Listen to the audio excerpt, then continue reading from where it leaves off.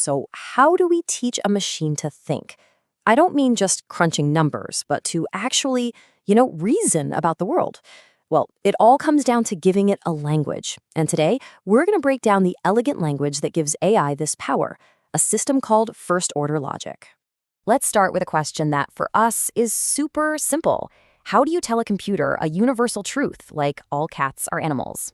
I mean, it's obvious to you and me, but for a machine trying to represent this kind of general knowledge, well, that's a huge challenge. To see why, we first have to look at a simpler system called propositional logic. It was a good first attempt, you could say, but it has one major, and I mean major, flaw. And this is where it gets kind of crazy. To say all cats are animals, using this older logic, you would literally have to write a separate line for every single cat. I'm talking Fluffy is an animal, Whiskers is an animal, Garfield is an animal, one by one for every cat that has ever existed or ever will exist. It's totally impossible. There's just no way to make a simple general rule. Okay, so clearly that old way is a total non-starter. We need a massive upgrade.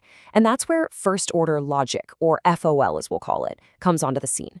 It's specifically designed to solve this exact problem of making general statements, and it does it with some serious power and style.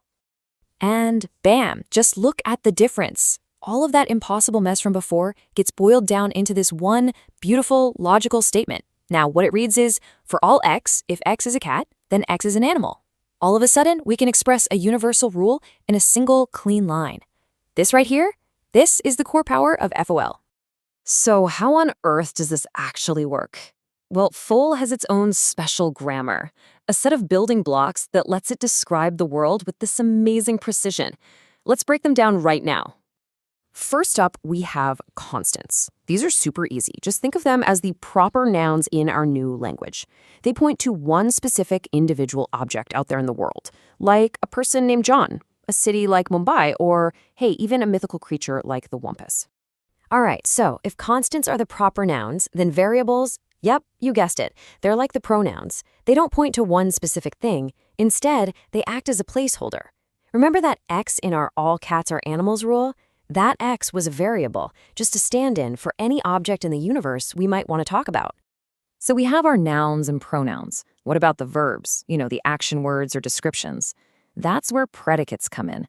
They express a property, like King, John, or maybe a relationship between things, like is older than Sarah, Mona. The key thing about a predicate is that it's always a statement that has to be either true or false. And now, for the real superpowers of FOL, the quantifiers. That upside-down A is the universal quantifier. It means for all. So that statement on the left says, for all X, if X is at KSU, then X is successful.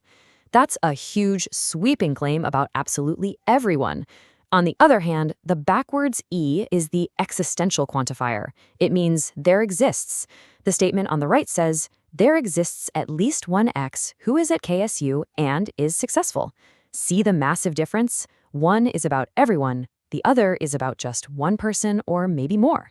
And you've got to be careful because the order of these quantifiers changes everything. I mean, check this out. This is fantastic. The first statement says, there exists an X for all Y. That means there is one single person out there who loves every single other person in the world. Wow.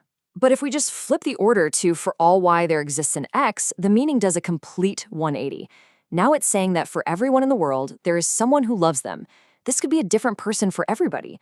A tiny, tiny change in the order, and you're describing a completely different universe. That's the kind of precision we're talking about. All right, so we've got the grammar down. We have the pieces. But how does a machine actually use them to reason, to come up with new conclusions on its own? Let's walk through a quick example. We're going to solve what I'm calling the case of the evil king. It's simple.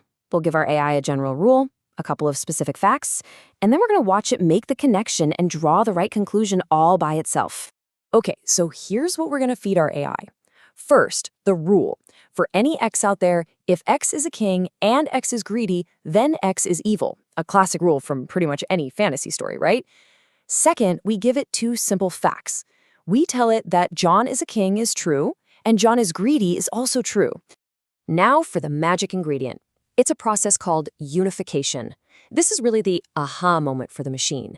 It looks at the general rule with its placeholder X, and it looks at the facts about John, And it realizes, hey, I can make these match perfectly if I just substitute X with John.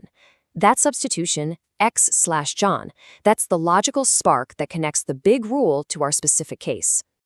And with that connection made, the machine can now apply the rule. Since it knows King John is true and Greedy John is true, the conclusion of the rule must also be true. And just like that, the machine has figured out a brand new piece of information it was never told directly. John is evil. Case closed. Now, that was a pretty simple example, right? An evil king, big deal. But the process happening underneath it all, it's absolutely fundamental to modern AI. So let's zoom out for a second and see why this all matters so much. So here's the bottom line. First-order logic gives machines real expressive power, so they can represent complex ideas about the world. It allows for generalization, which is huge, and AI can learn a rule once and apply it to tons of different situations. And most importantly, it gives machines a formal, rock-solid method for inference, the ability to create new knowledge from old knowledge. And that, my friends, is the very definition of reasoning. Which leaves us with one last, really fascinating question to chew on. We've just seen how a machine can follow the rules of logic perfectly, maybe even better than a human can. But does that perfect, cold, hard reasoning mean it's truly intelligent? Or is there something more to real intelligence than just logic? That's something to think about.